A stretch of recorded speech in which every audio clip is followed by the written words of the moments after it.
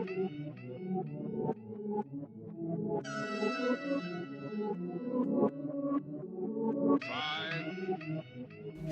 that was fucking gross. I'm sorry, guys. Groovy, baby. Oh my.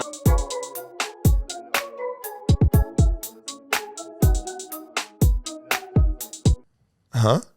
We're over here tapping in with KWJT, Puget Sound from space. I'm over here with Corey. You're tapping in with Tavares and sliding with Solana. Man, you already know what the fuck's going on. It's another week at the grooviest abode. We're over here tapping in with KWJT. I hope everybody's been having a good week so far. We're turning up here at the Groovy headquarters, and thank you for all our supporters out there for tapping in with us. What's up, Nita? And continuing to support the Groovy Tapes. So shout out to you guys. Also, big shout out to Tranquil Forest. Always shout out to Benito and the gang. And yeah, welcome to episode 42. I believe so. All right, episode 42 today. And we got our new homie on the pod, Vida. Hello. Everybody. Welcome. Hi, thanks for having me. Absolutely. How are you today? I'm doing good. My mental's good today. Had some therapy yesterday. Oh, nice. Yeah. Oh, hell yeah. That leads into a great question that I had. You're very advocate on mental health and just like being in the mental health space. How'd you make that transition? Because I know a lot of people aren't really some people are comfortable talking about it, but some people really aren't. And you've been a very big advocate in that space. So how'd you get into it? Well, actually, if you talked to me like 3 years ago, I was like, fuck therapy. I was one of those people who was like, I don't need help. I got to figure this out on my own. But I'm one of those people. Yeah, I mean, it's like, it got to the point though where it didn't seem like any of the choices I was making was benefiting myself. And I try to see it as like, I've been through like a lot of therapists, and it's kind of hard to figure out which is the right therapist for you, but it's a trials and tribulations type thing. And it's important to give yourself that help that you deserve. And I used to be the type of person to talk to all of my friends about my issues. But my therapist told me something like, how do you know if your friends really even have the best judgment? They're influenced by their own feelings and emotions, and they're influenced about their daily lives. But do they really even have your best interests? Because they could be doing something for their own or what they went through. And so finding someone to help me with my mental health, the way that benefits me, makes me feel more calm. And I'm able to focus on my friendships and relationships around me. That's fire. Yeah. Sorry. No, you're good, buddy. This is an open space to like go back and forth. I was just curious, because I've looked for therapists maybe like a couple years ago. How did you fight being discouraged? Because like I maybe spent like a week doing it, and then I couldn't find anybody hit me back because it was during like, I think it was the winter, so that's usually when more therapists get a lot more booked out and things like that. So how did you continue through that journey? Because I, as an individual, was just like, fuck that. Just because it wasn't something that should be readily available was very hard to get, and especially someone that looks like me or could like either black, male or female, but just as far as a black therapist, it was kind of hard. Yeah. So I was just curious how you fought through that and like ended up finding someone that comforted you. Definitely had to go through a lot of white therapists, and it was like not what's up, because I'm a first generation American and Cambodian American, and like my family wasn't from here, so like they went through a bunch of struggles that like these people can't understand, because they have mental health issues, but they ain't gonna address them. Yeah. And I don't know. I feel like it was really hard for me to get back up sometimes, but the thing that kept me going was like my friends and the people who are around me, because I saw how I was treating them, and I also wanted to make an influence on their lives. If I'm able to focus on my mental health and inspire others through work getting better, like I'm all for it. Because I mean, don't get me wrong. I have my days where I'm just like, fuck everything. Yeah. Like, I'm not trying to fuck with anybody, but I have to keep on going because, like, sometimes if you want to, like, give up, I guess, it's like, why not try first? I love that. I really like where this podcast is going because mental health in general, especially here in Seattle, is something that is not really talked on. So I think it's really important that we bring it to the light, especially on this platform, because there's a lot of listeners out there that kind of look to this podcast as a form of therapy. It's really interesting to say because, you know, I have a lot of friends and family that like watch the show and they're like, you know, when we sit down and listen to you and Corey and Solana talk and like talk to these people, it's really like soothing in the way that they don't really have to think about much while they're watching us. Honestly, I don't know where I was going with that. That but, was a beautiful story. That was beautiful. But it is true, though. Like, I don't know. Do you feel like Seattle needs to find the resources to help at least adults and the youth? I think that, in my opinion, that there's a lot of people who refuse to get help because of their stubbornness and their ego. Getting help is something, in order to get better or to find necessarily freedom, you have to get rid of pride. I mean, like, there's like walls you can build down and imagine like how many more doors will open for you. And I think, you know, people say we have like the cold Seattle like kind of attitude. And I think we need to like let it go, you know, in my opinion, because when our pride is going to kill us. Yeah. And like if we're just going to get more crazy and hurt other people, and that's just, I think that definitely people should be focusing on their mental health. But also, when I say that, I mean, like, ask yourself how you're doing. Because there's a lot of days where you just keep moving and moving, but have you really even sat down, like, even in silence for, like, an hour and, like, been comfortable? Like, people who are constantly having to see other people, like, it becomes an anxiety, and it becomes separation anxiety. And in my opinion, at least, I mean, I used to be the type of person that has to see someone like all the time. I have different friend groups, but I realized that I wasn't more comfortable with myself when I was at home alone with my thoughts. And if I'm able to control those thoughts at home, imagine like how many more doors I could open up. And I mean, I did that with like starting to DJ and, you know, getting into video work and just doing things that kind of like make me happy. I'm just searching for happiness, and getting creative is an outlook for that.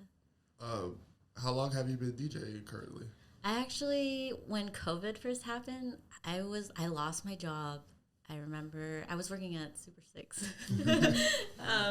I lost my job, and I was like, fuck it, I'm just gonna buy a controller, you know. And I just bought the controller. I did it mostly to just have something to do and do it for my friends. I was like, oh, I could DJ for my friends. This will probably be fun, you know. I get the JBLs all set up. Yeah. I started it as a hobby, and also I really, really love like watching shows.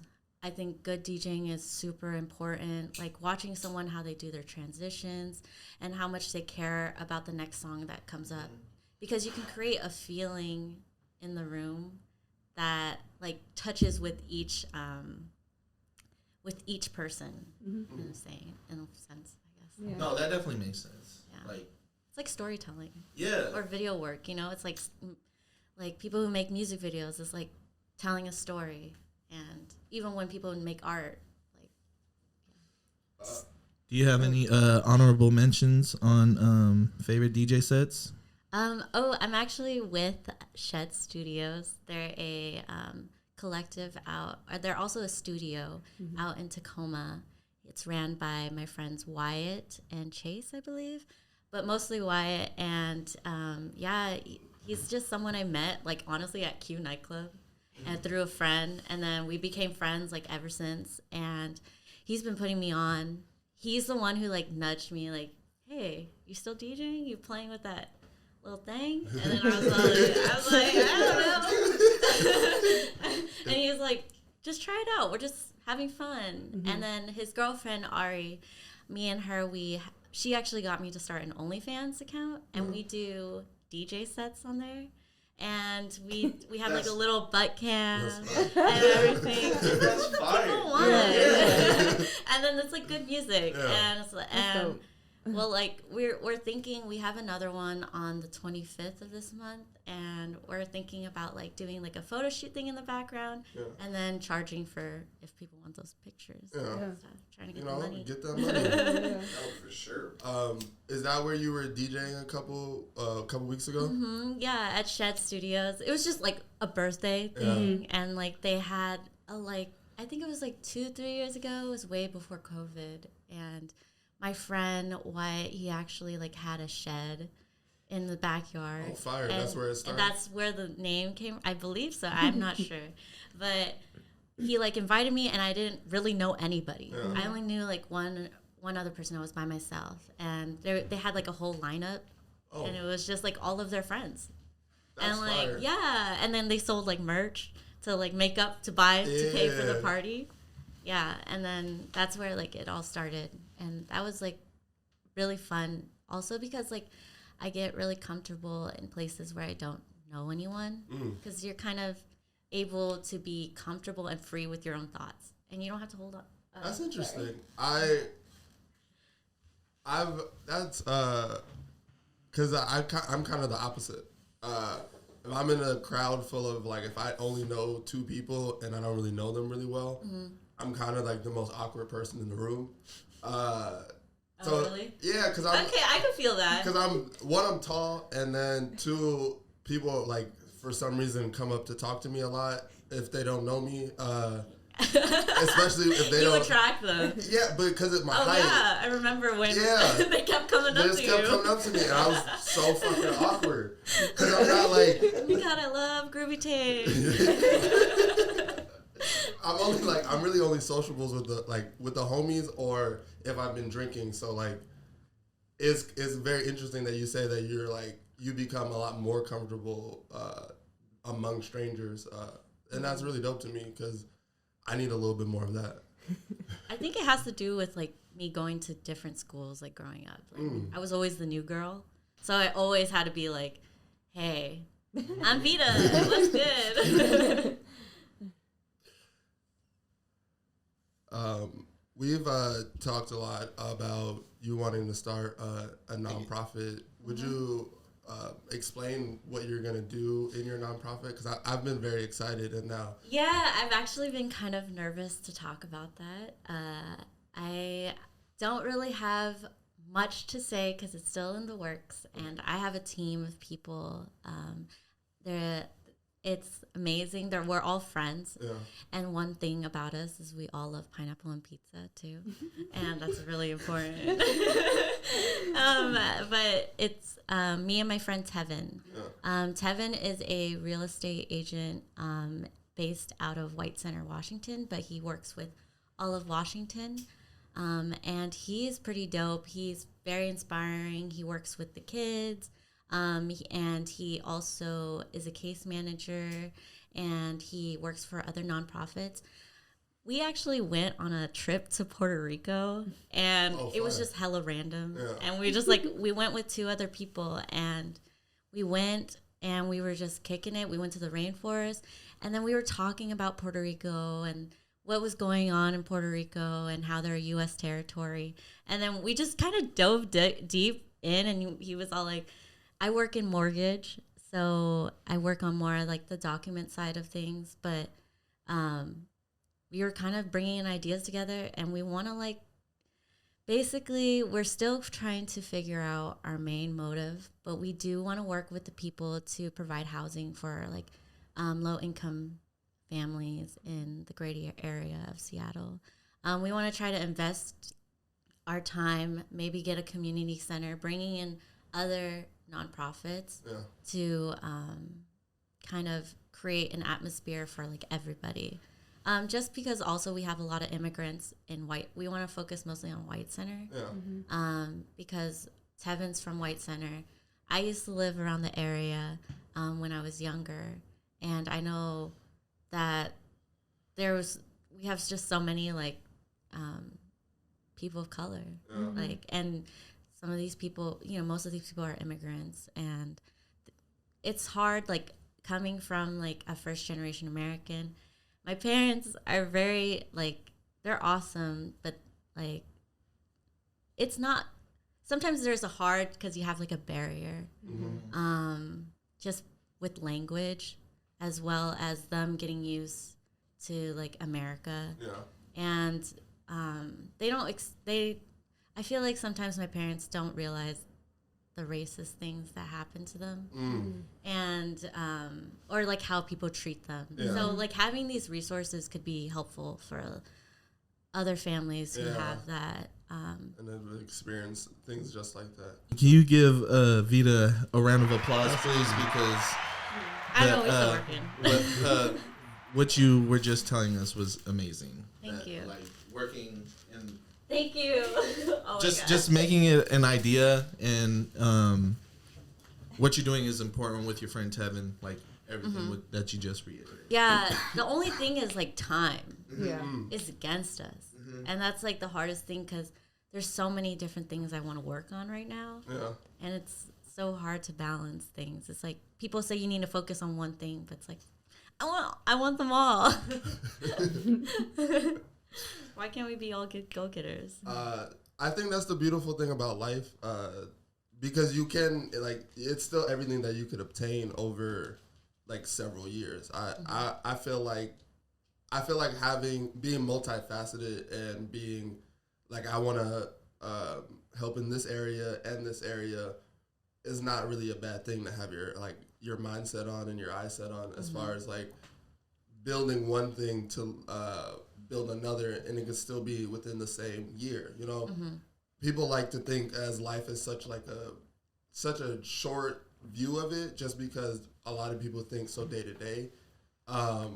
So I think just having the vision of like, if in the next 6 months you accomplish half of this goal in the same, you know, and then put a lot more of your team in charge of just what you've accomplished in that 6 months, and then be like, all right, the next 6 months I'm gonna start this one, and then put another team in place for this. So it's just like planting seeds as far as just building these things, because nothing happens overnight. But to just say to people to go, I can't do either, is kind of just like giving up in the moment. So I definitely encourage the mindset of just being multifaceted and wanting it all, because it's a very obtainable. We see it happen for people all the time. It just takes a little bit time for overnight success, or for multiple things to happen at once. I really wanted to talk about this vlogging channel that you have. Oh yeah. And if we can get more vlogs in the future. Oh yeah. Yeah. What made you? People want it, I'll give it to them. I mean, that little video you made for Tyra's birthday was so cute. Oh yeah. That was awesome. Oh, that was so fun to make. Yeah. I remember seeing you guys there. I was so happy. Yeah. I was like, I know. Thank God that was a good night. Yeah. Oh yeah. No, I think that making videos was something that I started because I have a camcorder. It's actually just like Koi's. It's the little camcorder, and I used to just bring it around at parties, honestly. And I was just like, let's get fucked up and like do some random shit or something. And then I would just put it together, but I've always wanted to like incorporate music with it. So I find a lot of like edits off of like SoundCloud, and Beatport and all of that. And I either find instrumentals, and then I just like edit the video to the song. So where it's like aesthetically, but it's quick, you know, because I don't want the people waiting too long. Yeah. No one likes to like look at the phone too long. I like that. So since you love music and you started DJing, where did your love for music come from? Oh. Or what's your like first memory of music also? Oh yeah, that's a good question. My family actually grew up in a band. Like I grew up around music when I was younger. My dad, he started off playing the bass, and then he plays the keyboard now as well as sings. But he doesn't do it anymore because of COVID. So I feel like they're just like they're retired. I don't know. I don't know what they're up to. But it's called the Hanuman Band, and that's how my mom, I think that's how they met. But they're divorced now, and my stepmom is like a part of the band now too. And yeah, it's just all of their friends. I remember like being younger, and I would always have to go to their band practices, and it was just basically hella food and hella Hennessy and VSOP. And there's always that one Patron bottle for some reason. Always. Or like Grey Goose or something. The one cousin's like, I drink tequila. But yeah, but I remember being younger, I would literally fall asleep to like really loud music. It was like quite therapeutic in a way for me. But I remember one time also, I fell asleep in my dad's arms. I was like super young. And I woke up and I was in his friend's arm, and it scared the shit out of me. Like imagine like hella loud music. You wake up and there's like it's like some guy with a mustache. At one point, your dad was just like, "Here, hold it real quick." I gotta go slap the bass real quick. Like we out here, best practice ever. Yeah. So I look up to my dad hella. Like that's my number one. That's my rock. Nice. Sure. That's beautiful. I think. No, I just want you to talk into your mic. Sorry about that, brother. Man, yeah. I think influence and strong foundation is important. Would you say your dad taught you how to be so cool? I would definitely say I have my personality of my dad. He's a social person. He like he used to always have parties, and like he was just like a man to know. You know, he's very self-efficient. He's a handyman. He works on cars. He works on houses. Oh, he's old school. He has a whole ass garden in his backyard. Like if there was a zombie apocalypse, he'd be good. He's chilling. Yeah.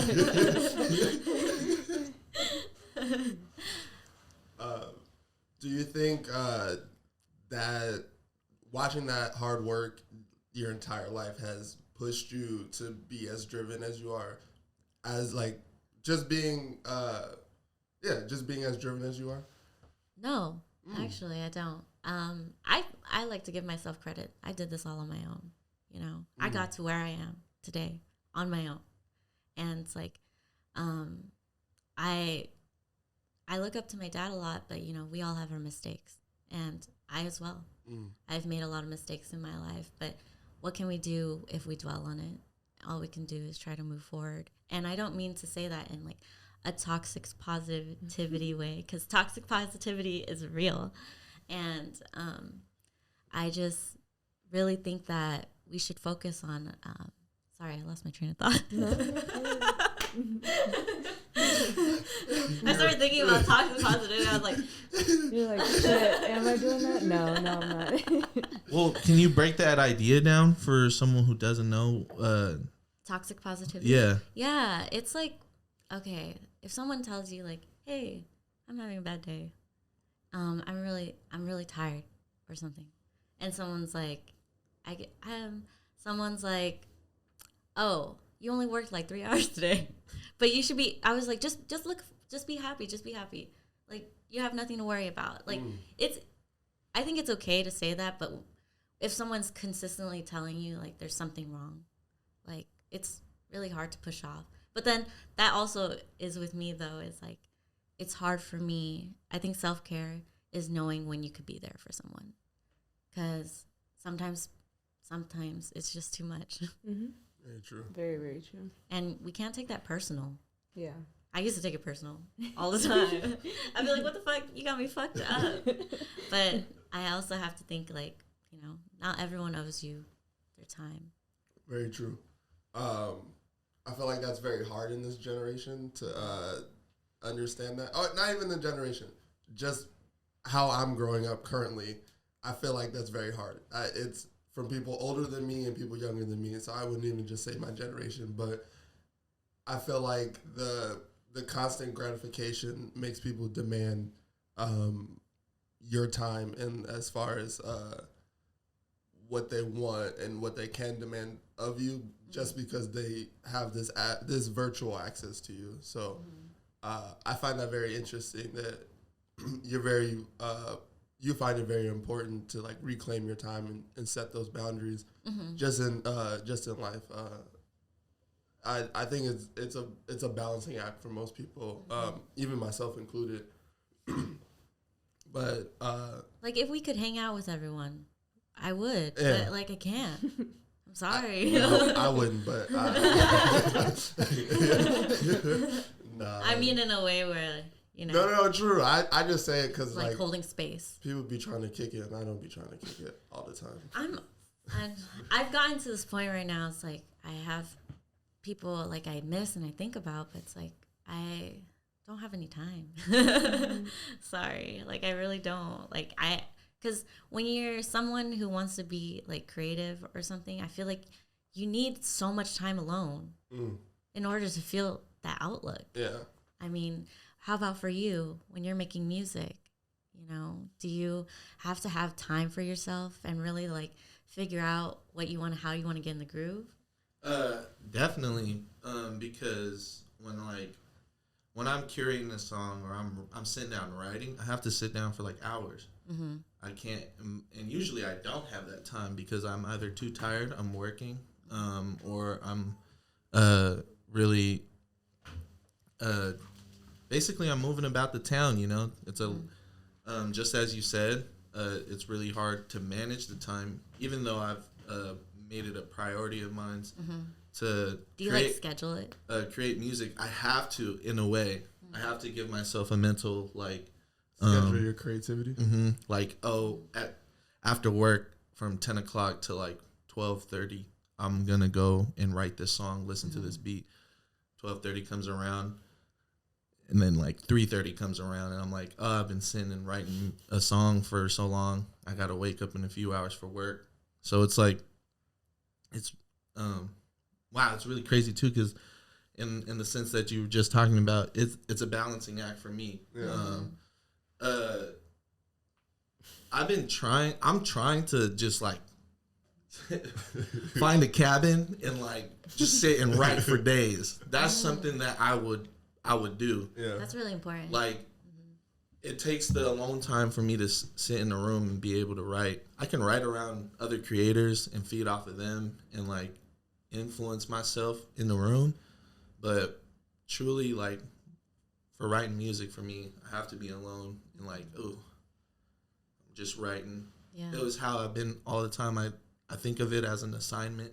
When I was growing up doing work, I had to be in a room by myself doing my homework and shit like that. So it's crazy. I haven't thought about that. Whoa. You should think.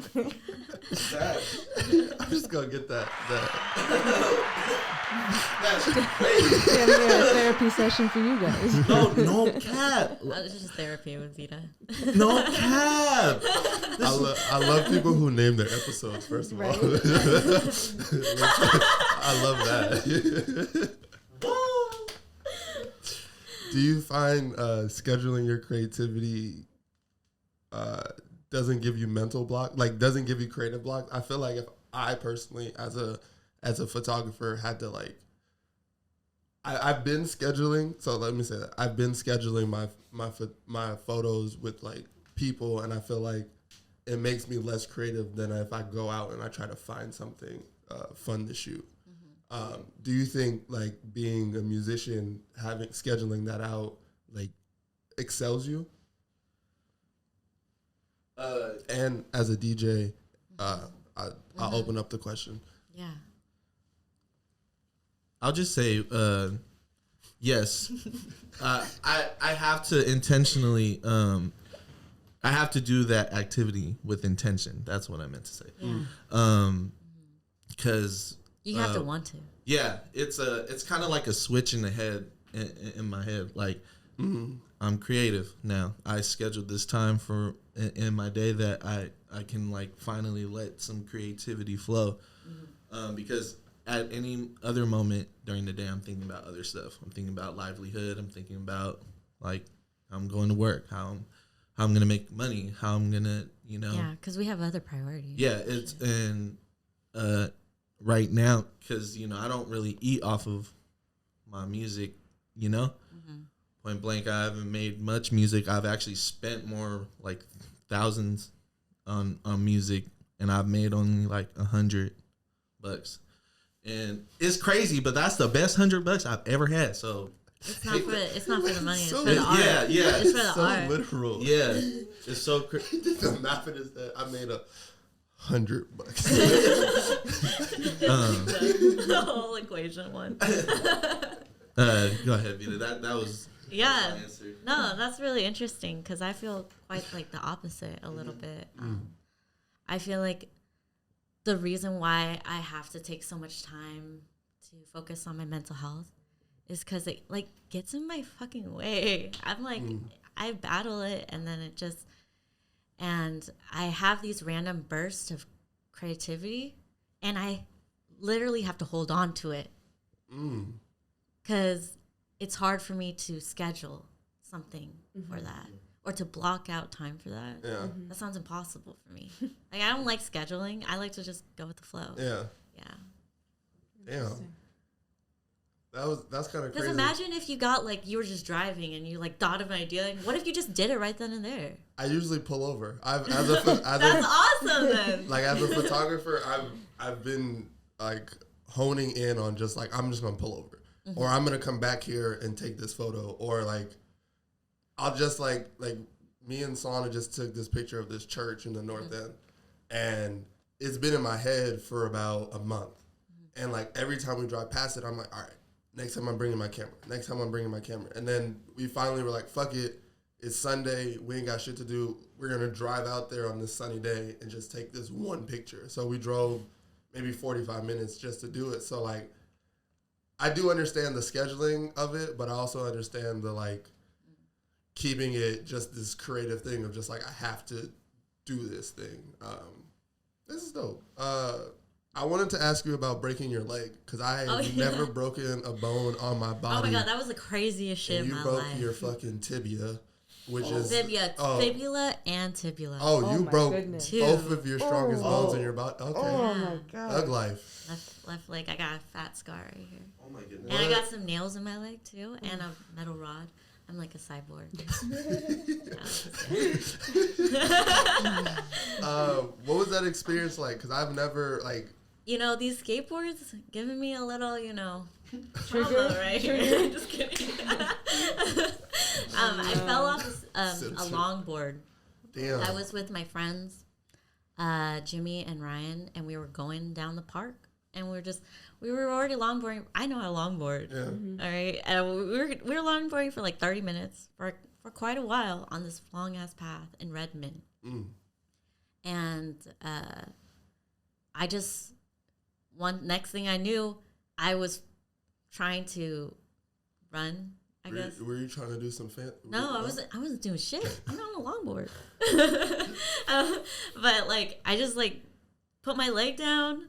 And then next thing I know, my left leg, it hit up like so quick, it cracked in the air, and then it hit the ground and cracked it again. Oh my God. And I couldn't move. I like immediately didn't even go in shock. Damn. I was like, oh shit. No, at first I was like, hey guys, something's wrong.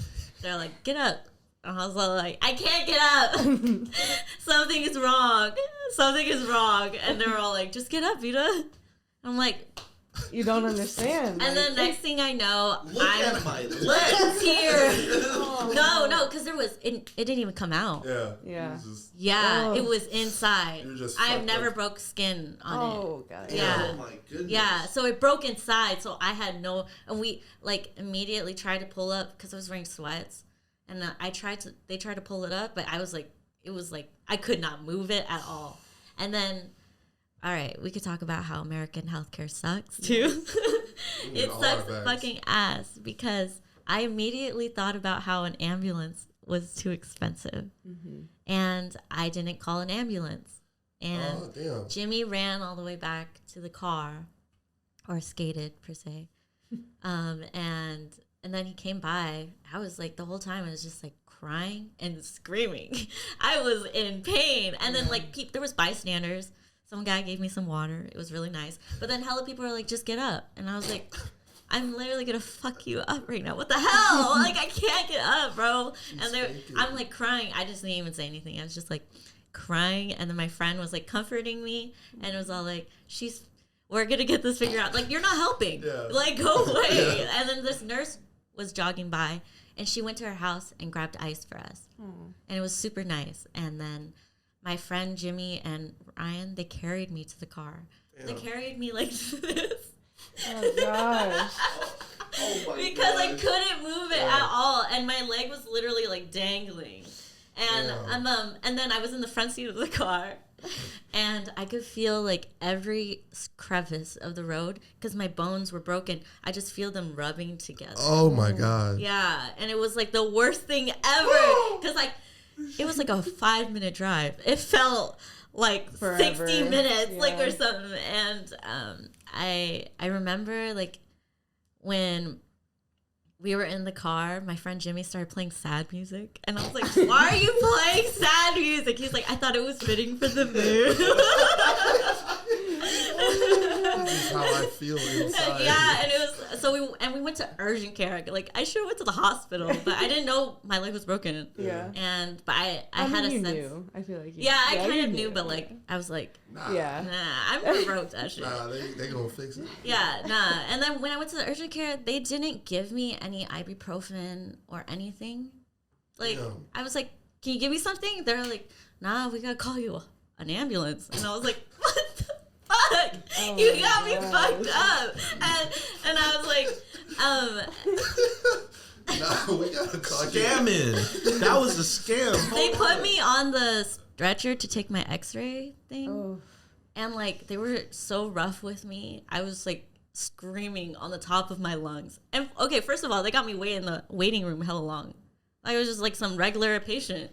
No one in the waiting room. Why can't you just see? Are you urgent? What the hell?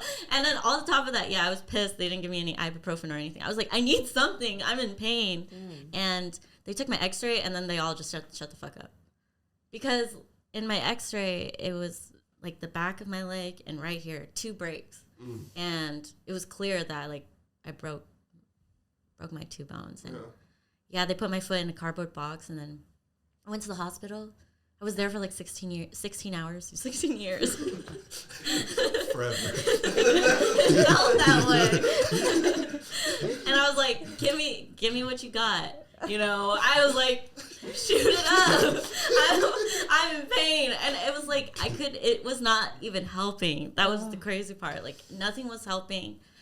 And then I remember I went and I don't even remember going into surgery. But then, I was having like a really hard time with my family because no one showed up. And I was like kind of feeling alone, and that whole process of healing, like, you know, was definitely an eye-opener for me. Because I got hooked onto these opiates for a while. Like, they're really, really fucking strong. I mean, when you're in a place where you couldn't do anything, because I couldn't even walk. I was in a bed rest for like 6-7 months. Damn. And I like, my friends took me to this is pre-COVID, right? Yeah, they took me to the Chinatown block party like a long time ago, and I was in a wheelchair. Like, I went to the South End block party too. I didn't know any of y'all, but thugging in a wheelchair. In a wheelchair, yeah, because like I couldn't walk at all. I'll probably walk past you. Probably. And I probably like just was like this. Fucking Like legs. hell is People just with legs. Yeah. I know. And then they took me to Bass Canyon. It's a music festival. Oh, fire. And they had me crowd surf. That's fire. Yeah, it was amazing. It's on my phone cover too. Yeah. And it was amazing. They did it. I was up there like 3 or 4 times. And we just stayed in like the front end the whole time. And you know, it was so much fun because you just get fucked up and you're sitting down the whole time. People are pushing you. Yeah, and then, oh my god, the handicap bathrooms, fire. Why is there so much room? They got like a whole ass lounge in there. That was the interesting part, but definitely would not recommend like the gelato or anything. I switched over to Arso, and you know I love cannabis, so I did hella Arso. I was like taking the whole damn syringe. I did not give a fuck because it was hurting so bad, and then CBD, crazy CBD. I was gonna ask, since you basically took it's been like what? This was 2019, so it took 9-10 months to recover, and then COVID happens, or this is like... Oh yeah, so I did it. Okay, before I broke my leg, I was on a trip to Korea by myself. Oh shit! For like 5 weeks. That's fire. Yeah, and it was the same time Koi was there, but we didn't know each other. And Roman. And then when I came back, I was working for like 2 weeks, and then I broke my leg. So it was like I was just out of a job. Like I couldn't work at all. And then I came back into Super 6, but then I did it because I was working at the pot shop for a while, and I was working as like the security guard. Me? I got ninja stars. I don't know. But yeah, like my leg was broken, so I couldn't do anything. Yeah. So it was really nice that they had me do that. You were the security guard while your leg was broken? Yeah. Because like I was healing. There was one point, like for 2 months, I had a cane. And I tried to get like a pip cane. I'm getting away. You know, with like the little gem and everything. Yeah. That would be so pimpin'. Wow. Yeah, just like, you know your place. Get your ass back in there and beg. Where you going? Get your ass back. Give me that 8. I'm hopping over your leg and I'm going further, because if you're at the door, I'm calling Tamar. Hey, Tamar, slide up in here with me. Just bump into her leg and we further, bro. I know, right? You just kick me. I'm like on the ground. Oh my god, that's terrible. Nah. But that, you know, I'm glad none of that cane was a happened to you. sword if we really wanted to. Oh, you really got a pimp cane. Samurai edition, you know. I wanted to ask you how it's been navigating the creative scene out here in basically trying to pave the way for yourself. I think I'm just getting started. Honestly, I feel like COVID kind of gave me time to like do shit for me, and I was figuring out a lot of stuff, moving from place to place, and it was a way where I was like super depressed, and that's why I focused on my mental health. But then my mental health got me to focus on things I wanted to do. And in around here, or you know, I'm working with Tacoma a lot because Shed is based out of Tacoma. Yeah. But eventually I want to make my way. I just feel like I just want to be myself in a sense, because I'm not looking for a check or clout or anything. I'm looking for happiness, and I'm looking for something that I like to do, and you know, eventually it will open more doors for me. But I just try to see everything as like, oh, I'm just trying my best. Yeah. So I don't know what the future is going to come for me. I don't know if I want to do gigs. I don't know if I want to do shoots. I don't know if I want to do more video work. But all I know is I'm going to just do what like kind of feels right. Yeah. Because being forced or pressured is just not my thing. I feel that. I can't handle that. Nah. I was having a conversation with my I think my grandfather yesterday about only trying to focus on things that I find fun or just I'm genuinely passionate about, and those are the things that I will continue to live life by. Because he was just explaining how he was very like happy what I was doing. And I was like, yeah, I don't really do things based off of obligation or just like I would rather figure out in a happier place and love what I'm doing than try to like work myself twice as hard and hate my life. Yeah, it's not fun. No one likes to like not have fun. That's why I don't understand when people are like hella unhappy like at their jobs. Yeah, I always thought that was like I get it, but it's just like I understand it to a point, and I feel like that comes with just trusting that you'll figure it the fuck out. Like, I feel like most people don't trust that they have the hunger to figure it out, so they would rather complain about whatever they're doing to get by. I feel like if more people trusted that, like, being an anchor or being like figuring out whether you're a writer, whether you fucking but you can literally learn anything. Yeah, like there's just so much out there, and I wish more people would trust that whatever they love, whatever they love, it'll figure itself out, because everybody gets paid. There's a million ways to get $1, and there's a million ways to get $1 off of what you fucking love. So like I've always like found ways to figure that part about life out, which is cool.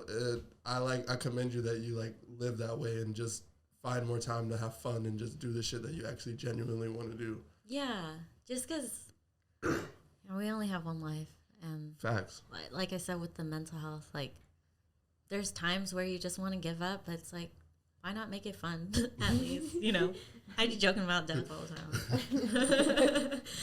You got to go deep to get comfortable, you know?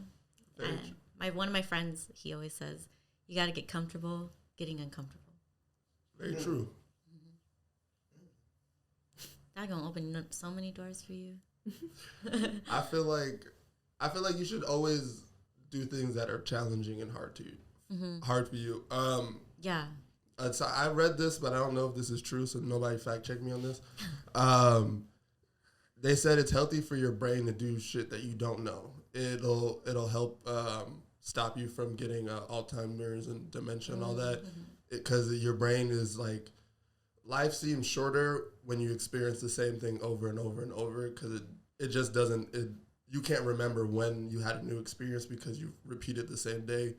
And your brain kind of structures yourself that way. So they say if you like learn new shit as you grow in life and you learn new things in life, you'll always have a sense of youngness and curiosity and things of that nature, just because you're always teaching your brain something new and trying to find a new way to find, I wouldn't say happiness, but find a new way to like learn or just like challenge yourself, so your brain never gets bored, and it helps stop degeneration, all that cool shit.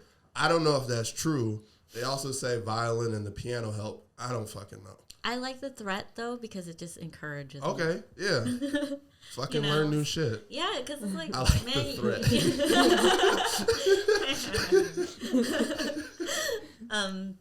You know, I think that, you know, if we continue to push ourselves and stuff, it opens more doors, not only for you, but for other people around you.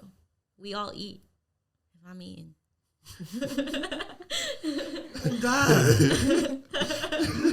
Excuse me, let me. Man, I hope the people at home are listening to this, because this is a real Jimmy. I wanted to ask, what are some, you know, good habits you've helped yourself with achieving where you wanted to be with the mental health?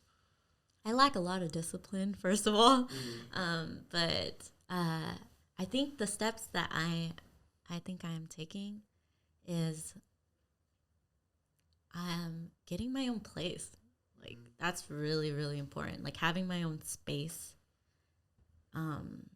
is really important to me, because you need a home.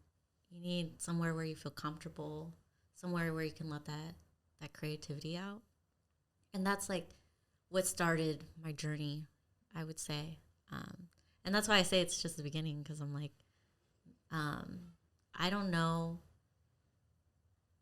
what steps, I just try to focus on like every day, I guess, per se. I trust the process, and whether it's like the little things. Like when I make myself food, I like those, I don't know why, but I think those are the key to success. Like making yourself food and making it look nice, or doing things that out of your preference to make you like not happy. Stress, convenience, you know, those little things, like grabbing the charger from the car before you leave the car. Yeah. So you don't have to worry about it later. Going back and just pissing yourself off. But, you know, we all do that all the time. But I think those ways are like the outlets for me to focus on my creativity, and then talking to my friends, sharing things with my friends, talking to others. And that's honestly just how I've gotten to where I am right now. I'm really blessed to have friendships around me. I think all of my friends have like opened doors for me. Yeah. But I give myself credit too, because, you know, I put in the work. Facts. So, I said the same thing about my big homie Koi.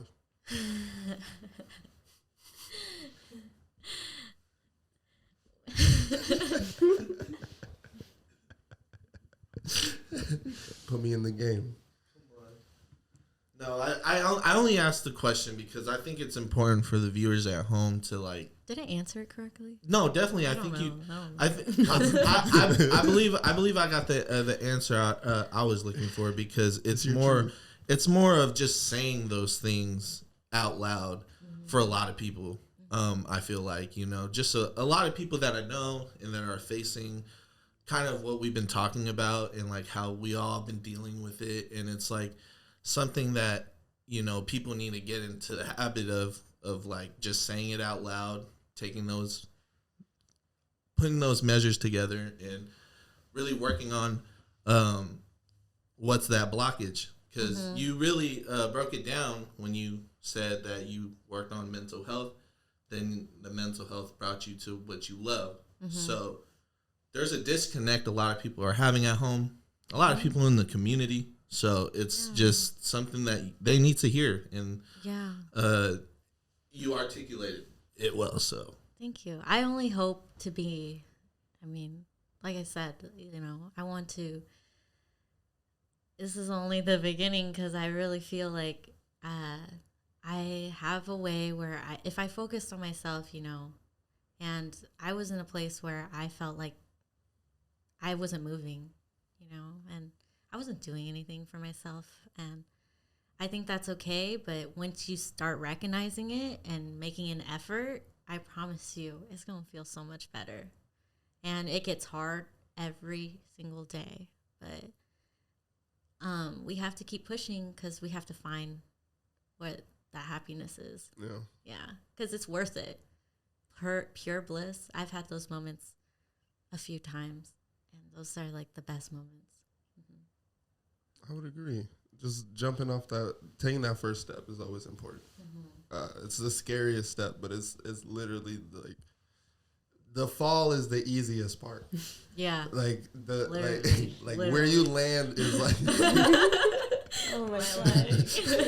Oh no, traumatic. I'm sorry.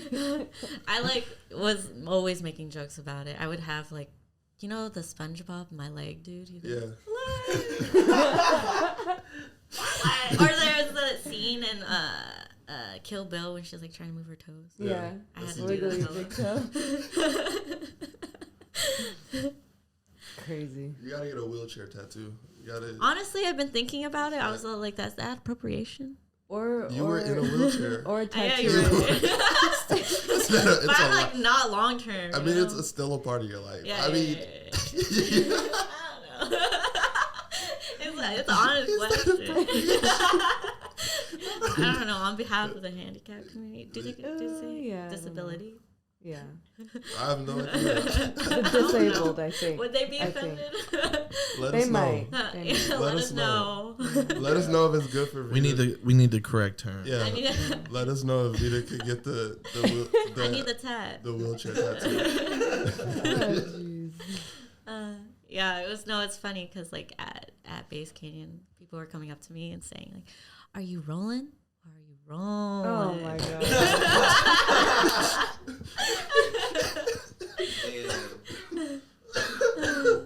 Vita at Base Canyon. Groovy Tapes at Base Canyon? No. No. I know it's like EDM, and bass. It's a lot of bass and rhythm. No, I can see my thing about festivals. I can do a day of festivals.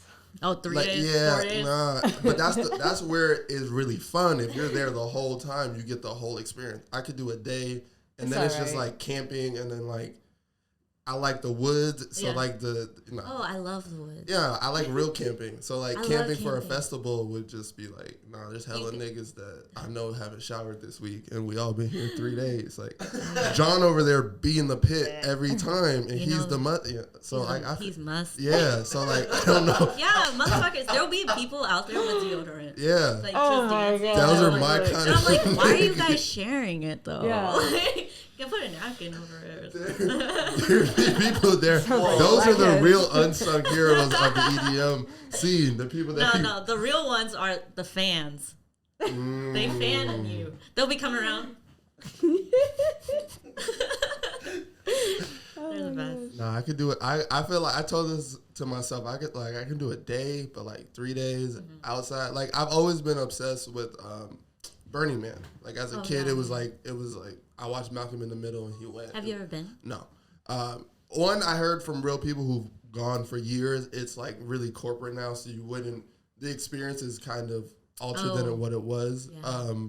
As far as like, it's just been shifted. There's like a lot more money into it, so it's not as organic and artsy as it was from people that I've talked to that have been and gone over the last 10 years. So Maybe they'll turn into Fire Festival. only Ja Rule will know. But yeah, just the days of camping with a bunch of people, I just can't wrap my head around. I don't know. Yeah. One day. We got like premier camping, and it's like camping away from the like craziness, but like still next to the craziness. But like you got your, it's like quieter. Yeah. You're like We're getting adjacent. old. You know, we want like quiet. We want to actually sleep. Like Go to bed. Wake up. yeah. No, those days are crazy. Yeah. There was like times where you would wake up and imagine being hungover and you're like in a hot tent. Oof. See? Those are Let me exact give you reasons. more fun reasons. Those are the Music. No, I love but like in my head Dressing up. it's all fire until day 2. Like that's my head. I want to go home. Yeah, like but nah, like you spent like $1,500 on 3 more days. Like, you know, I'm in it. So that like I could do That's a where day. the Pedialyte comes through. Damn. Pedialyte and just take some like sativa hybrid RSO. You'll be good. Maybe one day. One day. You guys gonna see it. We gonna do a vlog. Probably like maybe like they have like, would you ever go to like Camp Flogna or something? See, yeah. But then like I Because was there's like different kinds of music, No, and yeah. then also you can go to a place. Yeah, exactly. It's You don't have to in LA proper. So I'd be like, I get a little spot, come. Yeah, Like, yeah, that's why I would never be down to go to Coachella, because it's in the desert and like. You could Yeah, that still- was tough. So Stay. nah. Oh, you went? Mm-hmm. You could Oh still my stay God. away. It was What crazy. year? No, you can stay away, but like At Coachella. 20 it's like an hour. 17? They say. 2018. That's like prime. Yeah. Yeah, it was pretty dope. It was a work event. I worked like 8 hours and then I could go enjoy the festival That's all so night. awesome. I've always wanted to do that. Yeah, it was dope. I was serving ice cream too. Everybody was loving it. You're the Starstruck guy. Oh, okay. You know, come grab a scoop. You feel me? I'm about to be at this Burna Boy concert. Yeah, see you at 8. Childish Gambino. Were you busting ice cream jugs as you were at that concert? Yeah, bro, just come check me at the Soul Straw stand. Yeah. Tomorrow. On me. I'm 11 to 2 all day. I'm gonna give you extra scoop. I was in the front row. Blackpink. That was crazy. Yeah, I said that just for you. All right. Yeah. Do you have anything else you want to say before we head out? Thanks for having me. Of course. I really appreciate it. We're just chilling and talking. Thanks for smoking too. And I really appreciate it. It's a time for me to. It was nice for me to have something to talk to, and in a way, it was like therapy for myself. Absolutely, it was therapy for. You guys are for real when you said podcasts are the way of therapy. I listen to comedy podcasts all the time. Those ones, baby. You gotta put me on. Tiger Belly, so fire. And then, Bad Friends, so fire. We're not keeping none of this free promo in the podcast. Oh, yeah. But take it out. No, it's good. You can go on. We control the airwaves. Niggas is not getting free promo on my. Shout out. But comedy podcasts are like definitely great because they make you not think about life and they just make you laugh. Shout out to them. Shout out. I mean, you guys are kind of comedy. Hey, we do it all. They do it all. Man, you've been grooving with the South. This is KWJT. We got Vida, Corey, Solana.